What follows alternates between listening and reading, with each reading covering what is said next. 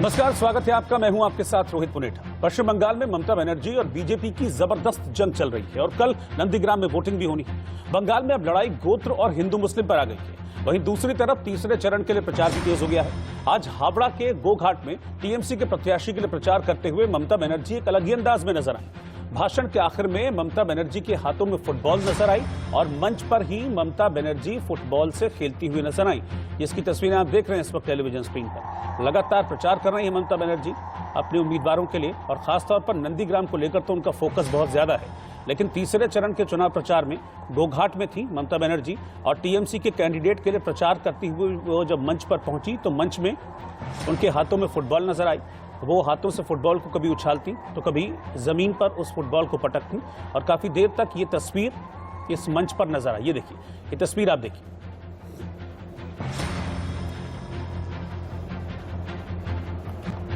अब ममता बनर्जी की इन तस्वीरों के बाद सवाल उठ रहे हैं कि क्या बंगाल में खेला होगा। ये सवाल इसलिए क्योंकि कुछ दिनों पहले बंगाल की सड़कों पर कुछ पोस्टर नजर आए थे। इन पोस्टर्स में ममता बनर्जी के पैर के नीचे पीएम मोदी की तस्वीर बनी थी और इसको लेकर बंगाल में अपनी एक रैली में पीएम मोदी ने ममता बनर्जी पर हमला भी किया था, इस पर निशाना भी साधा था। लोगों ने चुनावों में टीएमसी को सबक सिखाने की ठान ली है तो दीदी जरा बौखला गई है और ये अपना गुस्सा मुझ पे निकाल रही है।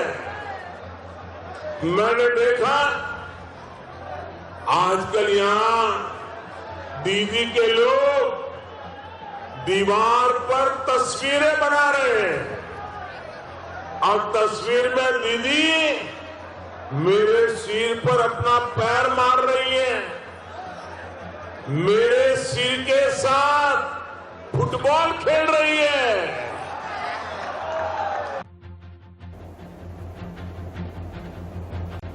कल पश्चिम बंगाल में दूसरे चरण की वोटिंग होनी है और कल ही नंदीग्राम में भी वोट डाले जाने हैं।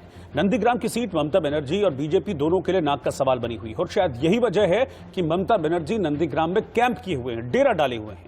बंगाल में ममता बनर्जी अब बीजेपी की पिच पर आकर ही बैटिंग करने लगी है। वो बीजेपी पर हमले करने का कोई मौका नहीं छोड़ रही है, चाहे वो चंडी पाठ करना हो, खुद को हिंदू की बेटी बताना हो, मगर ममता बीजेपी को उसी के हथियार से मात देने की कोशिश कर रही है।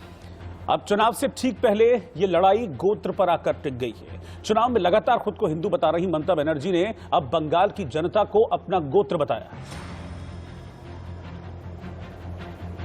मंदिरे পুজো দিতে গিয়েছিলাম, সেদিন আমার সাথে যারা ছিলেন তারা জানেন।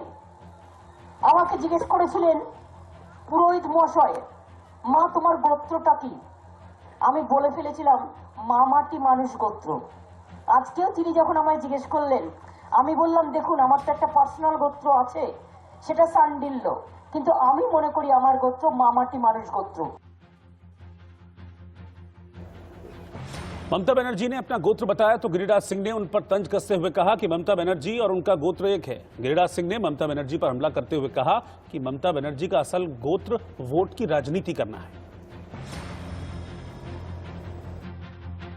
कि दीदी मेरी समगोत्री हैं, लेकिन दीदी 10 साल में कभी इसके पहले बताई होती तो सांडिल गोत्र वाले और उनके रिश्तेदार आपके शासन में दुर्गा की मूर्तियों के विसर्जन में लाठियां नहीं खाते, कोर्ट के दरवाजे नहीं खटखटाते, रामनवमी में उनकी पिटाई नहीं होती, लेकिन आपने तो उस समय उनकी पिटाई की। अब गोत्र कह रही हैं, मुझे तो खुशी है लेकिन मुझे दुख भी है कि आपके रहते गोत्र वाले और गोत्र वाले के संबंधियों पर, उनके जानने वालों पर, उनके मानने वालों को इस ढंग से दुख तकलीफ क्यों भोगना पड़ा। ममता बनर्जी, राहुल गांधी, इन लोगों का गोत्र है वोटर भगवान। जब वोट की जरूरत पड़ता है तो कभी मस्जिद, कभी मंदिर, कभी चंदन, कभी नवाज।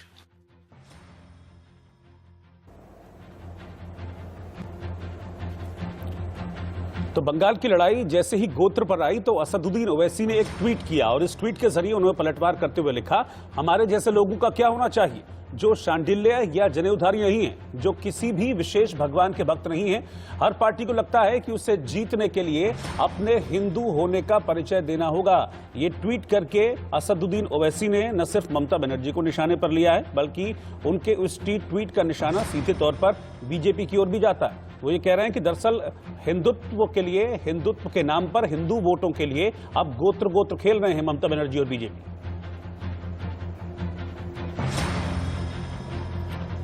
ऐसे में सवाल ये उठता है कि आखिर क्यों ममता बनर्जी चुनावों में खुद को हिंदू साबित करने की कोशिश कर रही हैं? क्यों ममता बनर्जी कभी अपनी जाति तो कभी अपना गोत्र बताकर चुनावों में मंदिर मंदिर घूम रही हैं? क्या इसके पीछे हिंदू वोट बैंक की राजनीति है? क्योंकि बीजेपी ममता बनर्जी पर यही आरोप लगा रही है। आज बंगाल में बीजेपी अध्यक्ष जेपी नड्डा ने रैली की और ममता बनर्जी पर एक के बाद उन्होंने कई हमले बोले। नड्डा ने कहा कि ममता बनर्जी जय श्री राम के नारे से चिढ़ती हैं। राम का भव्य मंदिर, भगवान राम का भव्य मंदिर बन रहा हो और भारत के प्रधानमंत्री वहां शिलान्यास कर रहे हो तो बंगाल में कर्फ्यू लगा दो। ये तरीका है क्या? ये तरीका है क्या? इसको चलने देना है क्या? क्या भगवान श्री राम का भव्य मंदिर अयोध्या में बनना चाहिए कि नहीं बनना चाहिए? बनना चाहिए कि नहीं बनना चाहिए? तो फिर बंगाल में कर्फ्यू क्यों? कि टीएमसी के कार्यकर्ता बड़े बढ़ चढ़ करके सरस्वती पूजा मना रहे थे। अरे इस साल तो मनाने लगे, 4 साल कहां थे? अब तो ममता जी भी वो चंडी का पाठ कर रही है, तो पहले क्यों नहीं किया? अब क्यों याद आए? अब इसलिए याद आए कि बंगाल की जनता ने बता दिया है ममता जी का जाना तय है, भारतीय जनता पार्टी का आना तय है। तो जेपी नड्डा ने यही कहते हुए निशाना साधा कि ममता बनर्जी को हिंदुत्व याद आ रहा है, ममता बनर्जी को अब गोत्र याद आ रहा है। उनका कहना है कि दरअसल जो चुनाव है उसमें अपनी जमीन खिसकती हुई दिख रही ममता बनर्जी को, इसीलिए अब वो अपना कभी गोत्र बता रही हैं, कभी अपने हिंदुत्व का, हिंदू की बेटी होने की बात वो मंचों से कहती हुई नजर आ रही हैं। हम चर्चा की शुरुआत कर रहे हैं। मेरे साथ जो मेहमान इस वक्त जुड़ गए हैं, मैं सबसे पहले आपको इंट्रोड्यूस करा देता हूं अपने पूरे पैनल से। मेरे साथ जय चौधरी जी हैं, प्रवक्ता भारतीय जनता पार्टी, वो इस वक्त साथ जुड़ गए हैं। संजय सरकार जी हैं, टीएमसी के नेता हैं, वो भी साथ में हैं। संदीपा चक्रवर्ती जी, प्रवक्ता कांग्रेस, इस वक्त पैनल में हैं। और प्रकाश चंदालिया जी, वरिष्ठ पत्रकार हैं और पश्चिम बंगाल के बारे में, उनकी राजनीति के बारे में, पश्चिम बंगाल की वो खासी जानकारी रखते हैं, बहुत बारीक जानकारी रखते हैं। उनका एक्सपीरियंस भी हम उनके व्यूज के जरिए शेयर करेंगे अपने दर्शकों से। लेकिन सबसे पहले संजय सरकार जी, वोट की मजबूरी है और इसीलिए ममता बनर्जी को गोत्र याद आ रहा है, ये अभी आपने सुना भी होगा। जेपी नड्डा साहब कह रहे हैं, बल्कि पूरी बीजेपी कह रही है। लेकिन एक चीज आपको बताना चाहता है, दीदी चंडी पाठ करते हैं, दीदी संडिल गोत्र बोलते हैं, तो सबको डर लग गया भारतीय जनता पार्टी को, और अच्छा। साथ में मिर्ची भी लग गया है। डर और मिर्ची दोनों लग चुके हैं। और दूसरे नंबर पर भारतीय जनता पार्टी बहुत जोर से बौखला चुके हैं। अच्छा। क्यों? बंगाल के जो भारतीय जनता पार्टी के जो अध्यक्ष है जेपी नड्डा जी को 2 दिन पहले एक लेटर लिखा था। लेटर में लिखे बंगाल में जो पहले चरण का जो चुनाव हुआ है उसमें हमको 4 से ज्यादा सीट नहीं मिल पा रहा है। अच्छा। और यहाँ सपना देख रहे हैं, बहुत बड़े बड़े भाषण दे रहे हैं, 200 पार कर देंगे। क्यों ऐसे बोल रहे हैं? कारण क्या है? भारतीय जनता पार्टी को मालूम है 1,01,000 बूथ में उसको एजेंट देने के लिए उसको पास में उस क्रमांक में एजेंट, पोलिंग एजेंट नहीं है, और 4-4 आदमी जो है, 4-4 आदमी बूथ मैनेज करने के, वो आदमी उसको पास नहीं है। कभी देख रहे हैं जेपी नड्डा जी को सभा नहीं करके निकाल जा रहा है, सभा में आदमी नहीं आ रहा है। और दूसरे नंबर अमित शाह जी को सभा कैंसिल करने पड़ रहा है, सभा में आदमी नहीं आ रहा है। अच्छा। कभी जहां 300, 400 रुपया देकर सभा के आदमी लेके आने पड़ता है। ये तो भारतीय जनता पार्टी पकड़ा दिया है। और मिर्ची भी लग गया साथ में। हम क्या कर सकते? अगर वो हार जाते हैं, हार जा चुके हैं, तो मैं क्या कर सकता हूँ? उनको टेंशन, उनको बस रहने दीजिए। हम क्या कर सकते हैं? उसको टेंशन आ गया, बौखलाव आ गया है, चारों तरफ से परेशानी आ गया है। तो बंगाल में बानिया यहाँ पर नहीं आ सकते हैं, भूमि लुटेरा बंगाल में नहीं आ सकता है, कोकेन माफिया बंगाल में नहीं आ सकता, कोकेन का इंडस्ट्रीज बंगाल में नहीं बन सकता है, बच्चे चोर के इंडस्ट्रीज बंगाल में बन नहीं चुकता है। कोकेन में पामेला गोस्वामी, राकेश सिंह, कैलाश विजयवर्गीय शामिल है बच्चे चोरी केस में, उसमें रूपा गांगुली शामिल है, और तीसरे नंबर बात है डब्लू अंसारी बोल के सीमी का। देखिए संजय जी, मैं आपसे उम्मीद करता हूं, संजय जी, भारतीय जनता पार्टी में 1 मिनट में 30 सेकंड दीजिए। मैं आपको पूरा टाइम दूंगा, लेकिन मैं एक चीज और आपसे कहना चाह रहा हूं। हाँ, आप अपनी बात पूरी कीजिएगा, लेकिन मैं एक चीज आपसे ये सिर्फ कहना चाह रहा हूं कि आप जो भी आरोप यहां पर लगा रहे हैं उन आरोपों को पूरे तथ्य के साथ लगाइएगा। जो भी आरोप आप किसी शख्स का नाम लेकर अगर लगाते हैं ना, तो पूरे तथ्य के साथ वो बात कहिएगा, क्योंकि झूठ के लिए शो में जगह नहीं है। इसको तथ्यों के साथ रखिएगा आप अगर है तो, नहीं तो मत कहिएगा फिर। हकीकत बोल रहे हैं। और दूसरे नंबर पर कोकेन केस में थोड़े दिन पहले पकड़ा गया है, ये आपको भी मालूम है, पमेला गोस्वामी, राकेश सिंह। और तीसरे नंबर बात है डब्लू अंसारी जो है, आप खबर ले लीजिए, सीमी का कार्यकर्ता था, भयानक आतंकवादी था, नकली करेंसी करता था, उसको बेंगलोर से एटीएस का जो हम लोग को कलकत्ता एटीएस को जो है वो पकड़ कर लेके आए थे, ठीक है, वो बेल में है अभी। और दूसरे नंबर बात आर्म्स एमिनेशन केस में डब्लू अंसारी, उसमें किसने शामिल किया है? उसको किसने शामिल किया? दिलीप घोष ने शामिल किया है। राजू झा जो दुर्गापुर में, राजेश झा जो कोयला माफिया है, किसने शामिल किया? दिलीप घोष ने शामिल किया। जयदेव ठाकुर साहब ने किसने किया? कोयला माफिया बैद्यनाथ धाम झारखंड में पूजा देने के बाबा धाम में दिलीप घोष ने किया।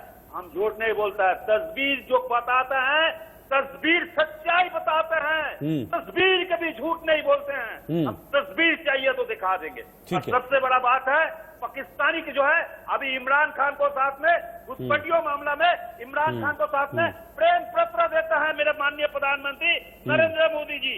मेरे देश को 40 सैनिक मरते हैं और उसमें प्रेम पत्र देते जाता है पाकिस्तान को। वो भी चाहिए, उस भी प्रूफ हम प्रमाण आपको दे देंगे। ये देखिए प्रेम पत्र में क्या लिखा है इमरान खान को, लिखा है आपने मेरे जो में सामान दिया है, please accept extraordinary of the assurance my the highest consideration. ये मेरे 40 सैनिक मारता है, फौज में रहता है, देश के लिए शहीद होता है आरडीएक्स के सामने पड़ के, और मेरे प्रधानमंत्री, गद्दार प्रधानमंत्री, पाकिस्तान का शब्दों का चयन नहीं इस तरह के शब्दों का इस्तेमाल मत कीजिए संजय जी। आप संजय जी इस तरह के शब्दों का बिल्कुल इस्तेमाल नहीं करेंगे। नहीं संजय जी, इस तरह के शब्द आप बिल्कुल इस्तेमाल नहीं करेंगे। संजय जी कूटनीतिक चीजें अलग होती हैं, कूटनीतिक चीजें अलग होती हैं संजय जी। नहीं, आप इस तरह के शब्दों का इस्तेमाल नहीं करेंगे। आज वो कूटनीतिक चीजें हैं, कूटनीतिक चीजों को, कूटनीतिक बातों को आप इस चुनावों में इस्तेमाल मत कीजिए संजय जी। नहीं, इस तरह की बातें आपको नहीं करनी चाहिए। इस तरह के शब्दों का नहीं, इस तरह के शब्दों का चयन नहीं, प्रधानमंत्री के लिए बिल्कुल भी नहीं। इस तरह के शब्दों का चयन आप प्रधानमंत्री के लिए नहीं करेंगे। इस तरह के शब्दों का इस्तेमाल आप प्रधानमंत्री के लिए नहीं करेंगे संजय सरकार। इस तरह के शब्दों का आप इस्तेमाल बिल्कुल नहीं करेंगे प्रधानमंत्री के लिए। नहीं, वो कूटनीतिक चीजें अलग होती हैं, वो कूटनीतिक लेवल पर अलग बातें होती हैं। उस तरह के शब्दों का इस्तेमाल आप बिल्कुल नहीं करेंगे इस तरह की राजनीति के लिए। नहीं संजय सरकार बिल्कुल नहीं, संजय सरकार बिल्कुल नहीं, इस तरह के शब्दों का इस्तेमाल नहीं करेंगे आप संजय सरकार। नहीं संजय सरकार, वो कूटनीतिक चीजें हैं, लेकिन आप प्रधानमंत्री के लिए इस तरह के शब्दों का बिल्कुल इस्तेमाल नहीं करेंगे संजय सरकार। बिल्कुल मैं अलाउ नहीं करूंगा आपको, बिल्कुल भी अलाउ नहीं करूंगा मैं संजय सरकार आपको। अगर आप इस तरह के शब्दों का इस्तेमाल करेंगे तो मैं आपको बिल्कुल भी अलाउ नहीं करूंगा। मैं आपको बोलने ही नहीं दूंगा, मैं आपको डिबेट में बोलने ही नहीं दूंगा संजय सरकार। इस तरह के शब्दों का आप इस्तेमाल करेंगे तो नहीं। आप अपने शब्द वापस लीजिए, आप अपने शब्द वापस लीजिए। इस तरह से बिल्कुल नहीं, प्रधानमंत्री का अपमान बिल्कुल भी नहीं, और इस तरह के शब्दों का इस्तेमाल बिल्कुल भी नहीं प्रधानमंत्री के लिए। कूटनीतिक लेवल पर बहुत सारे समझौते करने पड़ते हैं, लेकिन उसके लिए आप इस्तेमाल नहीं करेंगे इस तरह के शब्दों का, ठीक है? नहीं, अभी संजय सरकार नहीं, अब चुप हो जाइए, आप चुप हो जाइए। जय चौधरी जी। सरकार जी को माफी मांगनी चाहिए। आज देश के प्रधानमंत्री को, यशस्वी प्रधानमंत्री को उन्होंने गद्दार कहा है। आज किसी भी हमारे बीजेपी दोस्त का, बीजेपी कोई भी हो, आप हमारे माननीय मुख्यमंत्री के नाम से कोई ऐसा शब्द नहीं किए कि हमने उनके नाम से कोई शब्द किया है। मैं बोलता हूँ संजय सरकार जी, आप अपनी लैंग्वेज पे कंट्रोल करिए। आप ये ममता बनर्जी जो कहती है कि तुम तुम्हारी फेवरेट की तकारी करती है, उसी की धारा बातों रहा ये रहते हैं। आज बंगाल की संस्कृति ये नहीं है कि आप किसी के बारे में दूसरे बारे मानते हो, आप दूसरे पे आरोप लगाते हो। आपका ऑल इंडिया तृणमूल कांग्रेस का जनरल सेक्रेटरी कौन था? आज कहाँ पे है? क्यों भाग गए घर से? आज आप बोलते हो, आप बोलते हो कैलाश विजयवर्गीय के नाम, आप कैलाश विजय हम लिया होगा? किसी खेत में कैलाश विजय हम लिया होगा? लेने से पहले 10 बार सोचनी संजय जी, लेने से पहले 10 बार सोचनी। आप क्या बोल रहे हो? किसका बोल रहे हो? आप क्या बोलते हो? आपकी बंगला की बहू आज सोना केस में पकड़ी गई है। हमने क्या नाम लिया है? हमने आपने क्या काम किया कि रुजिया बनर्जी जो बंगाल जो एयरपोर्ट पे सुना लेते हो पकड़ जाती है, हमने नहीं लिया है, हमने नहीं लिया है। हमने कहीं ममता बनर्जी के बारे में बोला है क्या? हमको हमेशा रिस्पेक्ट सुनना दीदी बोलता है। संजय जी रिस्पेक्ट देना सीखिए। आपका दूसरे को रिस्पेक्ट दोगे तो दूसरे से रिस्पेक्ट दोगे। आप क्या सीखते हो? आपकी यही शिक्षा है, आपकी यही शिक्षा है, आपकी यही भाषा मर्यादा है कि किसी से मुंह में जो मुंह से बोल दो। संजय जी मुंह से जो भाषा आ जाए उसे कंट्रोल करना सीखिए।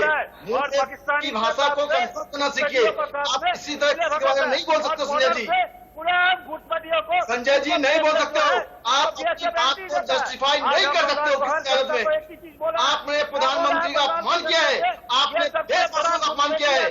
जो देशवासी ने आप क्या बोलते हो पाकिस्तान ये पहली प्रधानमंत्री है, पहली प्रधानमंत्री है जो देश में घुस के मारा है। भारतीय जनता पार्टी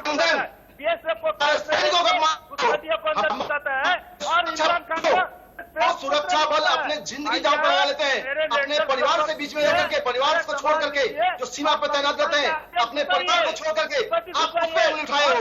संजय सरकार जी आप उस पे उंगली उठाए हो। आप कौन से दल के प्रवक्ता हो? क्या सीख मिली है यहीं पे? आपको बंगाल का यही सीख दी है? रविन्द्रनाथ टैगोर की धरती आपको यही सीख दी है? रविन्द्रनाथ टैगोर की कवि नजरुल की धरती आपको यही सीख दी है? शर्म करो संजय सरकार जी, शर्म करो। मैं प्रकाश चंदालिया जी के पास चल रहा हूँ, वरिष्ठ पत्रकार है। ठीक है, अब आप दोनों थोड़ा सा शांत हो जाइए। और संजय सरकार जी मैं आपको फिर वार्न कर रहा हूँ, इस तरह के शब्दों का इस्तेमाल आप मत कीजिएगा, बहुत सोच समझ के बोलिएगा डिबेट में। मैं फिर आपको वार्न कर रहा हूँ। प्रकाश चंदालिया जी। कि ममता बनर्जी की बौखलाहट सामने आ चुकी है। अब तक उनका जो कथित सच था उसके ऊपर उनके झूठ की काली कुछ चुकी है।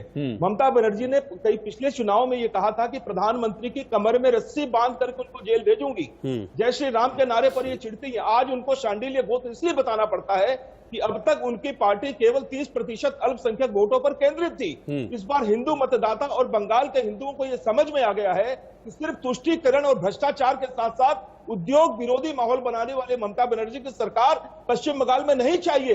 यहाँ विकास के नाम पर कुछ भी नहीं हुआ है। विधानसभा में यह कहा गया था कि 12.5 लाख करोड़ का इन्वेस्टमेंट बंगाल में आया है, जिसमें 6.5 लाख करोड़ का इन्वेस्टमेंट जो है वो एडवांस स्टेज में है। लेकिन पूरे फलक पर कहीं कोई इन्वेस्टमेंट, निवेश, रोजगार दिखाई नहीं पड़ रहा है। बेरोजगारी चरम पर है और ये हर छोटी बड़ी चीजों में इनके नेता रिश्वत लेते हैं। आम्फान की चोरी इनके सामने आ चुकी है। चोरी के मामले में जब कोर्ट में गया तभी ममता बनर्जी रोहित जी कोर्ट में भी विरोध करती हैं। सुप्रीम कोर्ट इनको लताड़ लगाता है, तब जाकर के बात समझ में आती है। आज जय श्री राम के नारे पर इनको चिढ़ने की आवश्यकता क्यों है? ये खुलेआम मंचों पर कलमा पढ़ती हैं, नमाज पढ़ती हैं, इफ्तार पार्टियों में जाती हैं, किसी को कोई शिकायत नहीं थी। लेकिन पश्चिम बंगाल का हिंदू मतदाता अगर जय श्री राम का नारा लगाता है तो एक मुख्यमंत्री को चिढ़ क्यों है? उन्होंने पूरे भारतवर्ष में ममता बनर्जी इकलौती ऐसी मुख्यमंत्री है जिन्होंने भारत के फेडरल सिस्टम को चोट पहुंचाई है। ये प्रधानमंत्री का पासपोर्ट और वीजा कैंसिल करवाने की बात करती हैं। ऐसे मुख्यमंत्री को बंगाल जो है तंग आ चुका है और ये इंतजार कर रहे हैं। आज ममता बनर्जी का जो भी नौटंकी है वो उनकी पार्टी के जो उनकी नौटंकी समझ में आ चुकी है। इनकी हार की आशंका इनके सर पर चढ़ी हुई है, तो इसलिए ये लोग अनाप शनाप बयान दे रहे हैं, नौटंकियां कर रहे हैं और आए दिन हिंसाएं हो रही हैं। सैकड़ों राजनीतिक कार्यकर्ताओं को मारा गया है। और इस वक्त रोहित जी आपके चैनल पर जिस वक्त ये डिबेट चल रही है उस वक्त भी बैरकपुर में पर्चा भरने जा रहे प्रत्याशियों पर हमले हुए हैं, लाठियां चली हैं, गाड़ियां तोड़ी गई हैं, पुलिस को लाठीचार्ज करना पड़ा है। इतनी अराजकता शायद ही किसी दूसरे प्रदेश में होगी। बंगाल जो संस्कृति के मामले में पूरे देश में अग्रिम माना जाता था, ममता बनर्जी के शासन में यहाँ संस्कृति की गिरावट हुई है। भाषा पर कोई लगाम नहीं है। तमाम दुर्भावनाएं विपक्षियों के प्रति इन लोगों के मन में भरी हुई है और यही हताशा इनके कारण में है। कुछ दिनों पहले इनके ममता बनर्जी के भतीजे तो सांसद हैं, उन्होंने अपने ही पार्टी के सांसद शिशिर अधिकारी के लिए कहा था कि बाप को जाकर बोल मैं उनके इलाके में आया हुआ हूं। ये भाषा अगर किसी एक सांसद की हो तो आप अंदाज लगा सकते हैं कि तृणमूल किस ओर जा रही है। जिनको ये गद्दार कह रही है, तृणमूल तो खुद पूरे गद्दारों से भरी पड़ी है। कांग्रेस छोड़ करके लोग तृणमूल में आए तब जाके तृणमूल पार्टी बनी। यहाँ न बुजुर्गों का सम्मान है न महिलाओं का सम्मान है। 85 वर्ष की महिला की हत्या होती है, उसको पीट कर मारा जाता है और वो महिला किसी भी हालत में कहीं को राजनीति से जुड़ी हुई नहीं है। वो साधारण गृहिणी, सुबह 4 बजे तृणमूल के कार्यकर्ता उनके घर पर जाते हैं, लाठियों से बेदम पिटाई करते हैं और ममता बनर्जी स्वयं एक मुख्यमंत्री है, महिला है, उसके बावजूद उन्होंने कहीं कोई संवेदना नहीं दिखाई, कहीं उस महिला के प्रति उनके मन में कहीं दर्द नहीं उठा, और सिर्फ राजनीति के लिए ममता बनर्जी झूठी सच्ची बातें करती हैं। और जो बातें अभी ममता बनर्जी का एक और बयान आया है जिसमें वो कह रही है कि सुरक्षा वाहिनी और चुनाव आयोग कब तक संभाल लेगा, 2 तारीख के बाद में तो हम रहेंगे और हम बदला लेंगे, किस प्रकार से हमको दिखाना है। ऐसा परिवेश, ऐसी अराजकता अगर पश्चिम बंगाल में रहेगी तो आप समझ सकते हैं कि ममता बनर्जी का भविष्य क्या होने जा रहा है। ठीक है संदीपा जी, बीजेपी हिंदुत्व के भरोसे है, बीजेपी की कोशिश है कि हिंदू वोट को कंसोलिडेट किया जाए।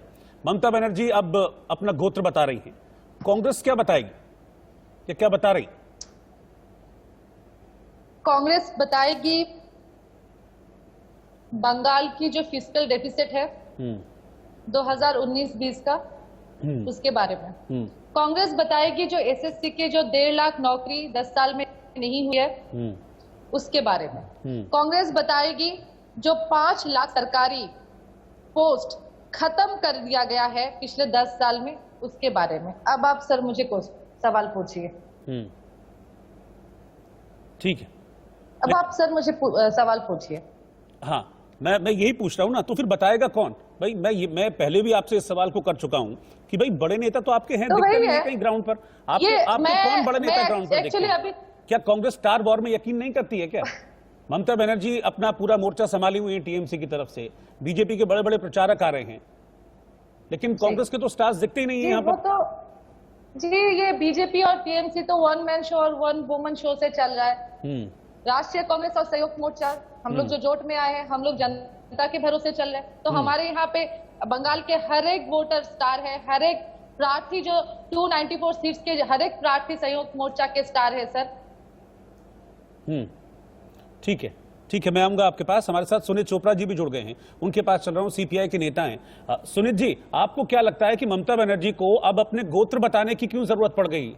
अब वो चुनाव सेकंड फेज का जो है उससे एक दिन पहले अपना गोत्र बता देती है ममता बनर्जी कि मैं शांडिल्य हूं, और मंच से इस बात को बताती है। क्यों ऐसा हो रहा है? और उसमें स्पष्ट है जी कि पुजारी ने गोत्र पूछा। पुजारी ने गोत्र क्यों पूछा?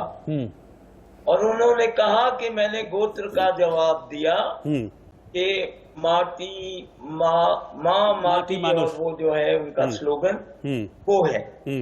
तो वो अपना गोत्र नहीं बता रही थी। सवाल पूछने वाला है कि पुजारी ने कैसे पूछा। मुझे तो आज तक किसी पुजारी ने गोत्र नहीं पूछा है। तो मेरा ये कहना है, अगर इस तरह का काम किया जा रहा है कि पुजारी उनको जान के पूछे कि आपका गोत्र क्या है, या जिस तरह के एक बार राहुल गांधी के साथ हुआ था, उन्होंने कहा कि आप बताइए आपका गोत्र क्या है। ये शैतानी कौन कर रहा है? ये ममता बनर्जी ने नहीं की है। लेकिन ममता बनर्जी ने बताया तो मंच से ना इस बारे में, क्यों बताया फिर? मत बता। उन्होंने बताया कि किस तरह की गंदगी धर्म के नाम पे की जा रही है इस देश में।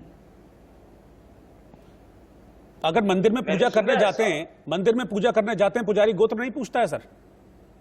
अभी नहीं, किसी पुजारी की हिम्मत नहीं हुई गोत्र पूछने। इसमें हिम्मत क्या? ये तो सर, ये तो कर्मकांड है, ये तो कर्मकांड है। आप पूजा करवाएंगे मंदिर में जाकर तो गोत्र पूछा जाएगा। होता है जब कोई बात है, जब आप मंदिर में पूजा करने जाएंगे, मंदिर में पूजा कराएंगे तो पुजारी गोत्र पूछेगा सर। ये तो कर्मकांड है। आज तक क्यों नहीं पूछा है? ये तो कर्मकांड है। पूछ सकते थे।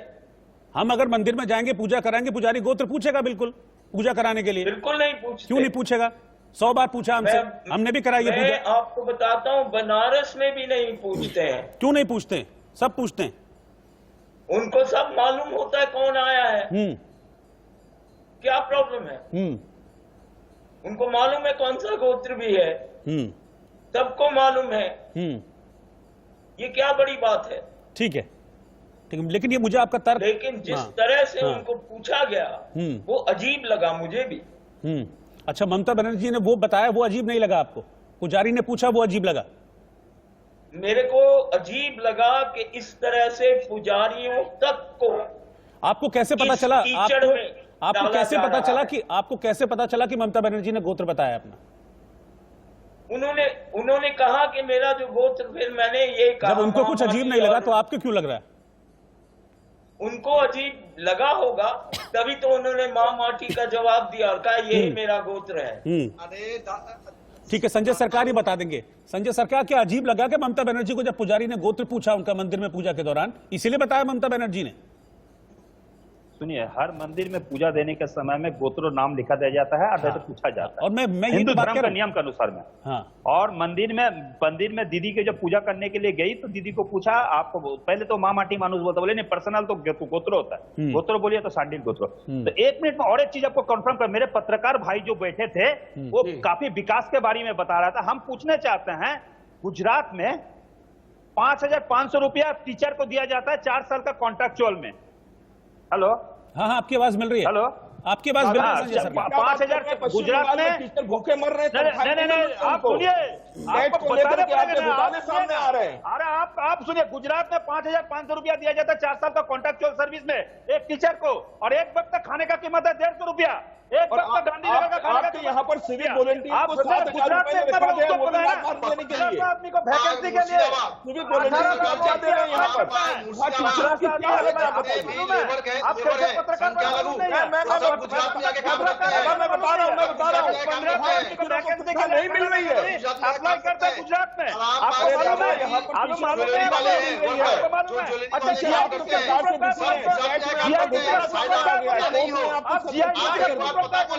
आप बंगाल के बाहर में रहते हैं, बंगाल के बारे में आपको नहीं पता हो, एक बार आप आइए बंगाल में आराम में घूम लीजिए। आप जीआईडीसी का फुल रोजगार बताइए, जीआईडीसी का फुल फॉर्म बताइए ना। आप हेडमास्टर बनना बंद कीजिए संजय बाबू।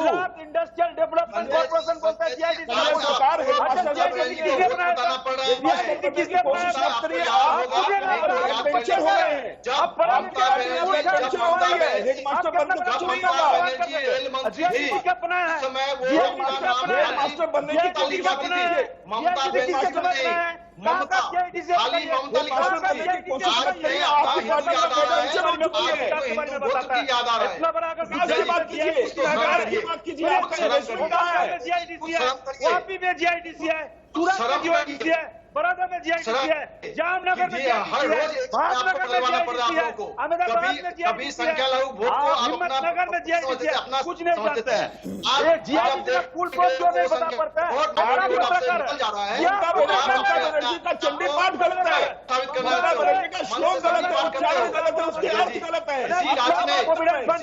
संजय सरकार सुनिए ना, संजय सरकार, आपकी जो आपत्ति है उसको पूछकर चुप हो जाइए ना, तभी तो दूसरा जवाब देगा। अब आप बोलते रहेंगे, दूसरा जवाब कैसे देगा?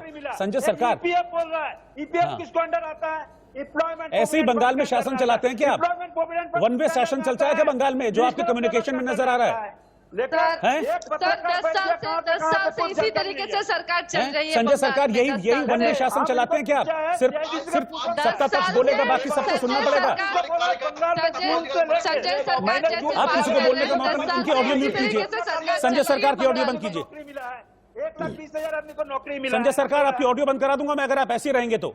आप सवाल पूछ के चुप हो जाइए ना, दूसरा जवाब देगा कि नहीं देगा? या वन वे कम्युनिकेशन 4 से 5 1 घंटा पूरा दे दिया जाए आपको कि आप ही बोलते रहिए, बाकी सब फोटो खिंचवाने आए क्या? बोलने के लिए बोलिए। आप सवाल पूछा तो जवाब देने दीजिए ना उनको।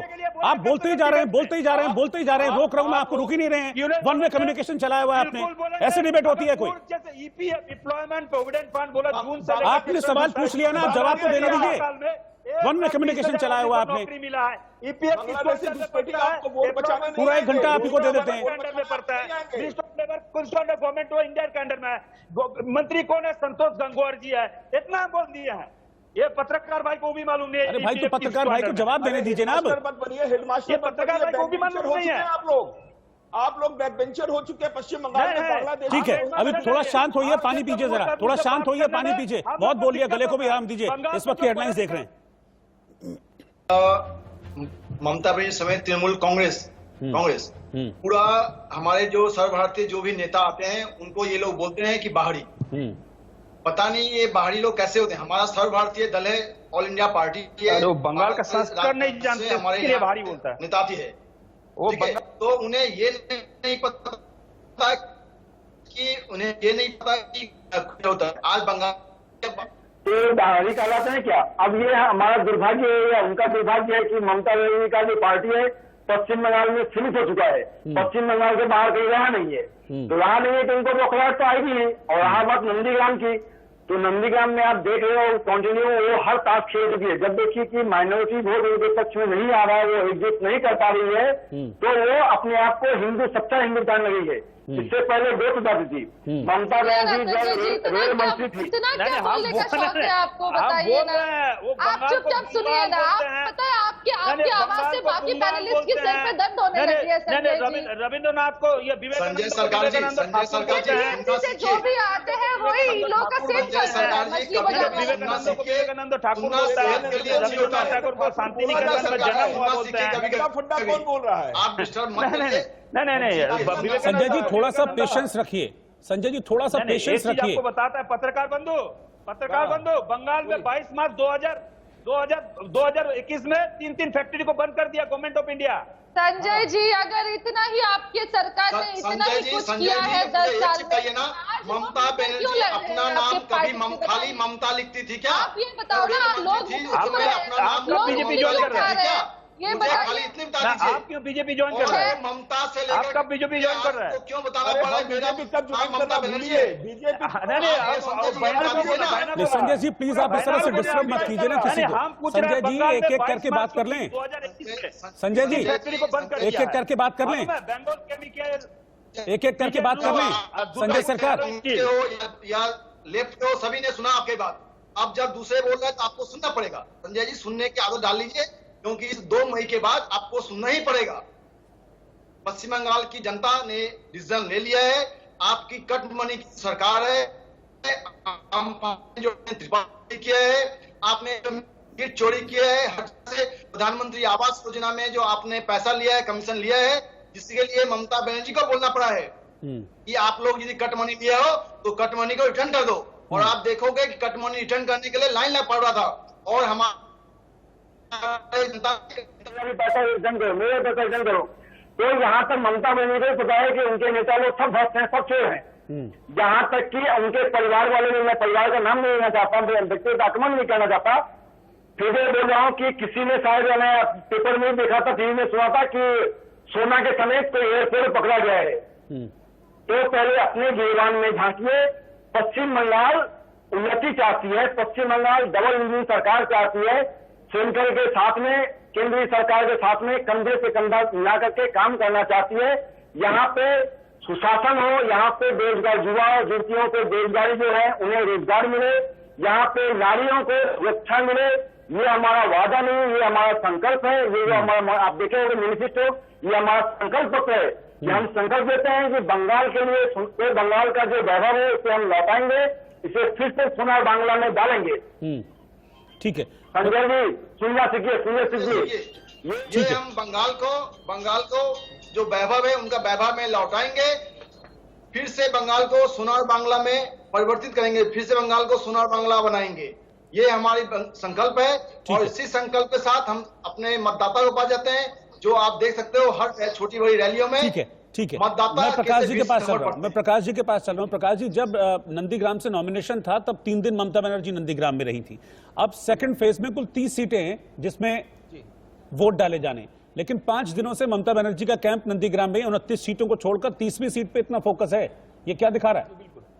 सर ये साबित करता है कि इनकी पार्टी में दूसरा कोई नेता नहीं और नंदीग्राम में ममता बनर्जी हार के कगार पर खड़ी है। इनकी सारी नौटंकियां जो कुछ दिनों पहले नंदीग्राम में कहा था कि मुझे 4-5 लोगों ने धक्का देकर के घायल कर दिया, और बाद में अपने भाषणों में इन्होंने प्रत्यक्ष रूप से भाजपा पर आरोप लगाया कि शुभेंदु अधिकारी ने उनके अपने लोग भेज करके धक्का करवा दिए। ऐसी नौटंकियां जो है उनका पर्दाफाश हो चुका है, उनका झूठ बेनकाब हो चुका है।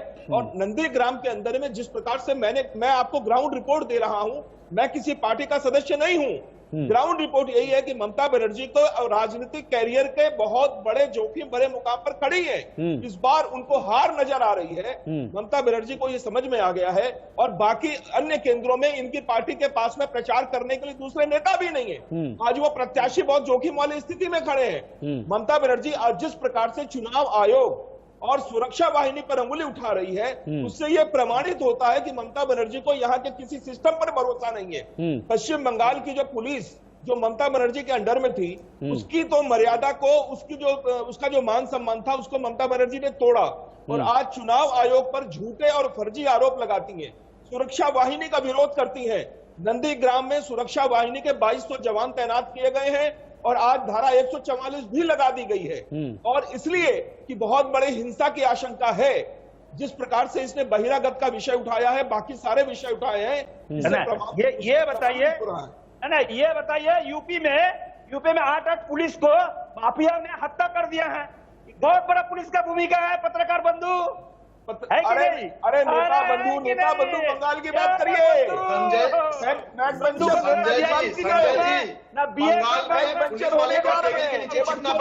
खेला हो बंगाल में बोलो बीएपर का मतलब क्या है? बोलो शेष होएगा खेला खेला शेष होएगा। गुटका बंधु बांग्लाते चलবে না, বহিরাগত বন্ধু ও जो আপনারা আরেকটা বাংলাদেশ করতে চাইছেন, वो गुंडा नहीं चलेगा। বাংলাকে আরেকটা বাংলাদেশ করতে চাইছেন, এটা गुंडागिरी बंगाल में खत्म कर देंगे। तुम्हारा गुंडागिरी वही खत्म कर देंगे। एक अलग यूपी बांग्लादेश पस्तूरा में पकड़ा गया, यूपी के जो पस्तूरा में पकड़ा गया, यूपी से जो गुंडा लोग आया था पस्तूरा में पकड़ा गया कोलाघाट के सामने। पश्चिम बंगाल को एक अलग बांग्लादेश बनाने का षड्यंत्र चल रहा है। अरे बांग्लादेश और बांग्लादेश ममता बनर्जी सरकार को शेष कर दिया है। संजय जी बंगाल की विभूतियों को कोशिश कर रहे हैं, पूरे देश के मान सम्मान को नष्ट कर रहे हैं। बॉर्डर तुम्हारे विवेकानंद की धरती को आप नुकसान पहुंचा रहे हैं। बीएसएफ देखता कि नहीं? बीएसएफ बॉर्डर देखता कि नहीं है? बीएसएफ का फुल फॉर्म बोलो, बीएसएफ का फुल फॉर्म बोलो। अरे संजय जी आप तो क्विज खेल रहे हैं, आप तो क्विज खेल रहे हैं। ठीक है, संदीपा जी को बोलने दीजिए।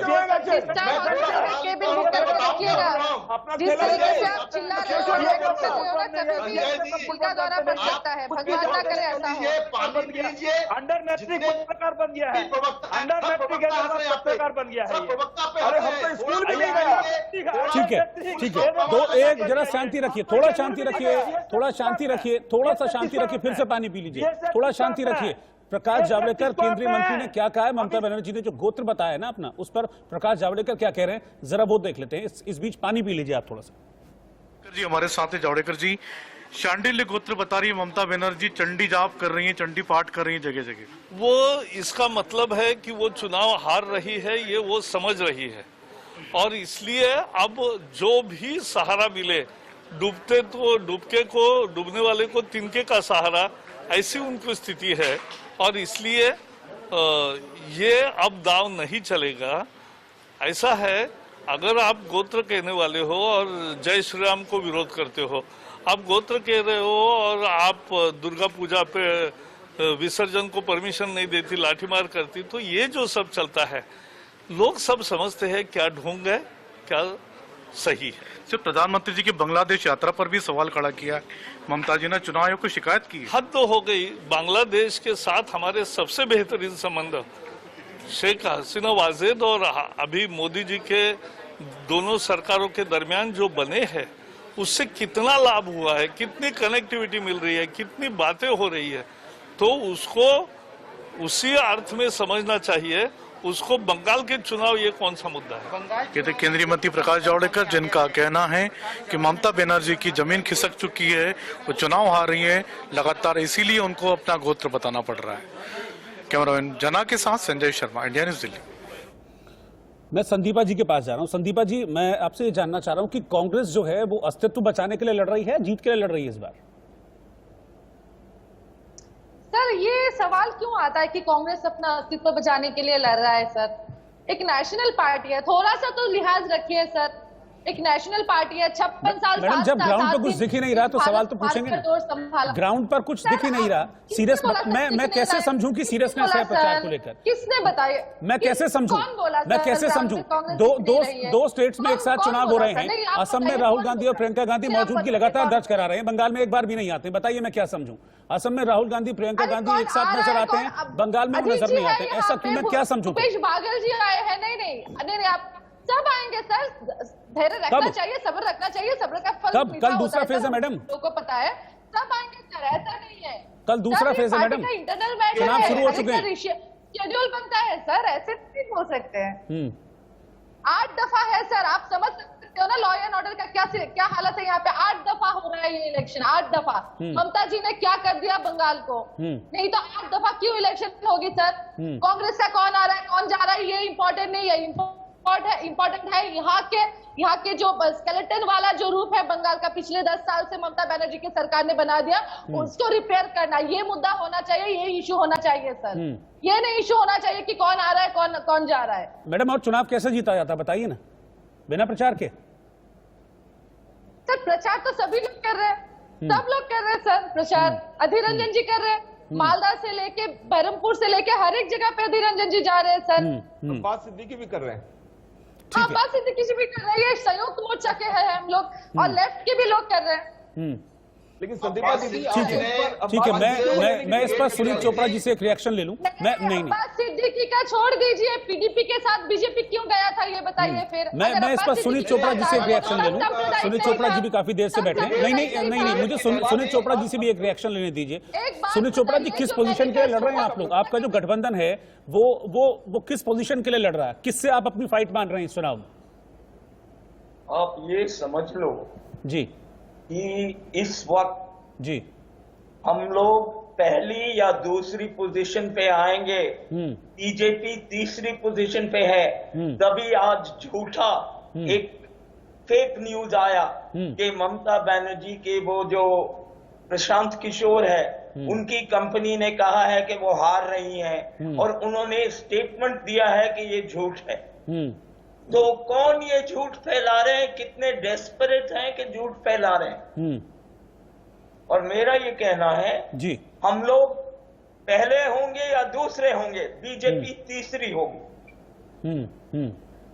ठीक क्लियर बात है। ठीक है, यानी कि आप मालदा जाके पूछिए लोगों को किसको वोट दे रहे हैं, मुझे भी मालूम है। तो नंदीग्राम का असेसमेंट बताएंगे आप थोड़ा सा? नंदीग्राम में भी आपका कैंडिडेट है। नंदीग्राम में मिस मुखर्जी बहुत अच्छी तरह लड़ रही हैं, और मेरा ये कहना है पहले या दूसरे, लेकिन बीजेपी कहीं नहीं है। अच्छा, हाँ, वो चोरी करके लोगों को चोरी करके नहीं जीत सकते, दूसरी पार्टियों का कूड़ा कबाड़ खरीद के नहीं जीत सकते।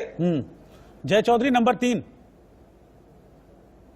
वो हर वक्त 3 में आएंगे। जय चौधरी देख लेना। चाहते हो आप ये बोलना चाहते हो हमारे जो वामफ्रंट के प्रवक्ता हैं उन्हें उनको बता दूं, 2 चीज बता दूं, संदीपा जी को भी बता दूं और वामफ्रंट के प्रवक्ता जो हैं उनको भी बता दूं। संदीपा जी, ब्रिगेड यही तो कुछ दिन पहले ब्रिगेड की रैली थी, और उस रैली में अधीर रंजन चौधरी हमारे भी रिस्पेक्टेड हैं, वो भाषण दे रहे थे। उस समय उनके मुंह से माइक जो हमारे अब्बास सिद्दीकी है माइक हटा लिए थे, और फिर से वो भाषण देना बंद कर दिए थे। तो बीच में विमान जी को बीच बचाव करना पड़ा था, शायद आपको पता होगा। और इतनी बड़ी सर्वभारतीय पार्टी, सर्वभारतीय पार्टी कांग्रेस को आईएसएफ के जैसे नया पार्टी के सामने में घुटना टेकना पड़ा। सब नई बात और क्या हो सकती है? जो कांग्रेस अपने आप को सांप्रदायिक नहीं कहती थी, असांप्रदायिक था, उसे सांप्रदायिक पार्टी बने एक धर्मगुरु से टाइप करना पड़ा। इससे सामना क्या होगी संदीप जी? और दूसरा बात है वामफ्रंट की, तो वामफ्रंट को तो हमेशा से तृणमूल के दाव पे असर देखना है। आप देखोगे इससे पहले वो सम्मान देना नहीं जानते हैं, हम लोग को चले गई थी ममता बनर्जी के ऑफिस में, और वो उनको बोलती है कि आप ठीक से लड़ाई करो, हम आपके साथ हैं। वो जो तृणमूल बोल रही वामफ्रंट को कि आप लड़ाई करो, हम साथ हैं। इससे और क्या होता है? जगन्नाथ मंदिर बनाने की बात कर रहे हैं। संदीपा जी, हमारा संकल्प है बंगाल में सुशासन, बंगाल में सुशासन। हम बंगाल में नहीं बोला कि मंदिर बनाएंगे। आप जरूरत पड़े संदीपा जी, एक बार मैं आपसे रिक्वेस्ट करता हूँ, आप हमारा संकल्प पत्र पढ़िए, और संकल्प पत्र में कहीं आप पे लगे और कुछ कहना चाहिए, आप भी सुझाव दें। हमारी पार्टी आपकी सुझाव भी रखेगी, और हमारी जब सरकार बनेगी आपकी सुझाव पे अमल करेगी। मैं इतनी गारंटी देता हूँ। किसको लेके सरकार नहीं बनेगी। मोदी जी भाषण दे रहे थे ब्रिगेड में, पीछे दूसरी का पूरा फुटबॉल टीम खड़ा हुआ था सर मोदी जी के पीछे। तो दुर्नीति का फुटबॉल टीम भी दिखाई देता। इन लोगों को लेके आप लोग सोनार बांग्ला बना, कांग्रेसों की हत्या करते थे, वो आज कांग्रेस और वामफ्रंट अपने अस्तित्व बचाने के लिए एक हो गए हैं। एक बीजेपी को हारने के लिए चारों तरफ से एक हो गए हैं। एक बात मुझे कहने दे, जो आपके बच्चे हैं अधीर मोदी, उनकी इज्जत सोचो। आज उनकी हालत क्या कर दिया है। चलिए ठीक है, तो मैं बंगाल के हर एक जनता को बोलूंगी फैक्ट्री में ताला लगाइए, तृणमूल में ताला लगाइए, बीजेपी का शोरूम अपने आप बंद हो जाएगा। ठीक है, चलिए आप सभी का बहुत बहुत शुक्रिया। आप हमारे साथ डिबेट में जुड़े जय चौधरी जी, संजय सरकार, सुनीत चोपड़ा जी, संदीपा जी और प्रकाश चंद्यालिया जी, आप सभी हमारे साथ इस चर्चा में जुड़े, बहुत बहुत शुक्रिया आप सभी का। एक छोटे से ब्रेक के लिए अभी हम यहाँ पर रुक रहे हैं, आप बने रहिए इंडिया न्यूज के साथ।